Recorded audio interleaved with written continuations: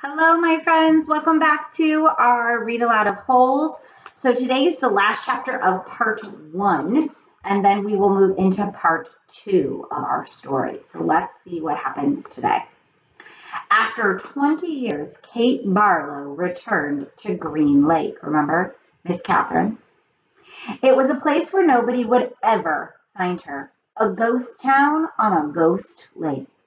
The peach trees had all died, but there were a couple of small oak trees still growing by an old abandoned cabin. The cabin used to be on the eastern shore of the lake. Now the edge of the lake was over 5 miles away, and it was a little more than a small pond full of dirty water. She lived in the cabin. Sometimes she could hear Sam's voice echoing across the emptiness. Onions, sweet fresh onions. She knew she was crazy. She knew she'd been crazy for the last 20 years. Oh, Sam, she would say, speaking into the vast emptiness. I know it's hot, but I feel so very cold. My hands are cold, my feet are cold, my face is cold, my heart is cold. And sometimes she would hear him say, I can fix that. And she'd feel his warm arm across her shoulders. She'd been living in the cabin for 3 months when she was awakened one morning by someone kicking open the cabin door. She opened her eyes to see the blurry end of a rifle 2 inches from her nose. She could smell Trout Walker's dirty feet. You've got exactly 10 seconds to tell me where you've hidden your loot, said Trout, or else I'll blow your head off. She yawned. A red-headed woman was there with Trout. Kate could see her rummaging through the cabin, dumping drawers and knocking things from the shelves of cabinets. The woman came to her. Where is it? She demanded. Linda Miller? Asked Kate. Is that you? Linda Miller had been in the 4th grade when Kate Barlow was still a teacher. She had been a cute, freckled-faced girl with beautiful red hair. Now her face was blotchy and her hair was dirty and scraggly. It's Linda Walker now, said Trout. Oh, Linda, I'm so sorry, said Kate. Trout jabbed her throat with the rifle. Where's the loot? There's no loot, said Kate. Don't give me that, shouted Trout. You robbed every bank from here to Houston. You better tell him, said Linda. We're desperate. You married him for his money, didn't you? Asked Kate. Linda nodded. But it's all gone. It dried up with the lake. The peach trees, the livestock. I kept thinking it has to rain soon. The drought can't last forever. But it just kept on getting hotter and hotter and hotter.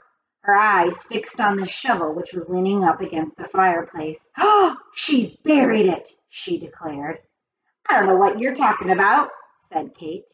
There was a loud blast as Trout fired his rifle just above her head. The window behind her shattered. Where's it buried? He demanded. Go ahead and kill me, Trout, said Kate.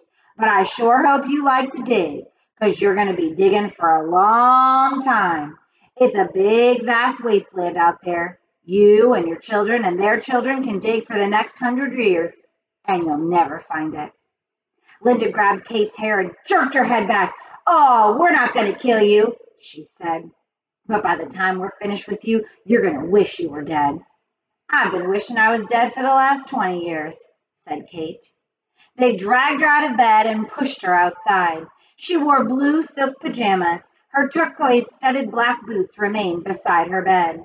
They loosely tied her legs together so she could walk, but she couldn't run. They made her walk barefoot on the hot ground. They wouldn't let her stop walking. Not until you take us to the loot, said Trout. Linda hit Kate on the back of her legs with the shovel. You're gonna take it to us sooner or later, so you might as well make it sooner. She walked one way, then the other, until her feet were black and blistered. Whenever she stopped, Linda would whack her with the shovel. I'm losing my patience, warned Trout. She felt the shovel jab into her back, and she fell onto the hard dirt. Get up, ordered Linda. Kate struggled to her feet. We're being easy on you today, said Trout. It's just going to keep getting worse and worse for you until you take us to it." "Look out!" shouted Linda. A lizard leapt toward them. Kate could see its big red eyes. Linda tried to hit it with the shovel, and Trout shot at it, but they both missed. The lizard landed on Kate's bare ankle. Its sharp black teeth bit into her leg. Its white tongue lapped up the droplets of blood that leaked out of the wound. Kate smiled. There was nothing they could do to her anymore. "Start digging," she said. "Where is it?" Linda screeched. "Where'd you bury it?" Trout demanded. But Kate Barlow died laughing. So the loot they're talking about is all the money that Kissing Kate Barlow, the outlaw, stole. She robbed all the banks back in the time and then buried it.